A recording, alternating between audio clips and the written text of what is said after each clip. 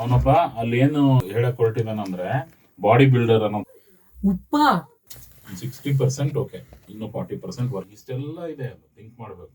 ಏನ್ ಖುಷಿನು. ತಗೊಳ್ಳಿ. Okay okay.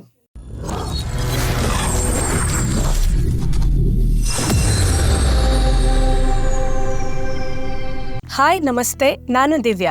ನಾನು ಪ್ರೊಫೆಷನಲಿ ಆರ್ಕಿಟೆಕ್ಟ್. ಈಗ ವಾಯ್ಸ್ ಆಕ್ಟರ್ ಆಗ್ಬೇಕು ಅನ್ಕೊಂಡಿದೀನಿ.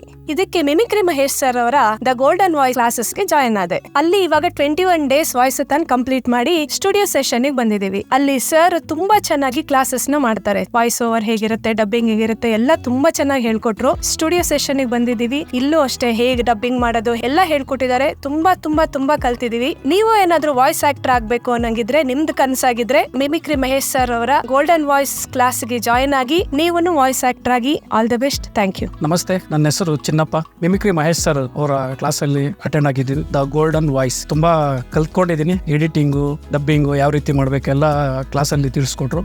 ಈಗ ಸ್ಟುಡಿಯೋಗೂ ಬಂದಿದ್ದೀವಿ. ಸ್ಟುಡಿಯೋದಲ್ಲೂ ಕಲ್ತಿದ್ದೀವಿ. ಯಾರಿಗಾದ್ರೂ ಇಂಟ್ರೆಸ್ಟ್ ಇದ್ರೆ ದಯವಿಟ್ಟು ನೀವು ಬಂದು ಕ್ಲಾಸಿಗೆ ಸೇರ್ಕೊಳ್ಳಿ. ಹಾಯ್, ನನ್ನ ಹೆಸರು ಶಿಲ್ಪಶ್ರೀ ಅಂತ.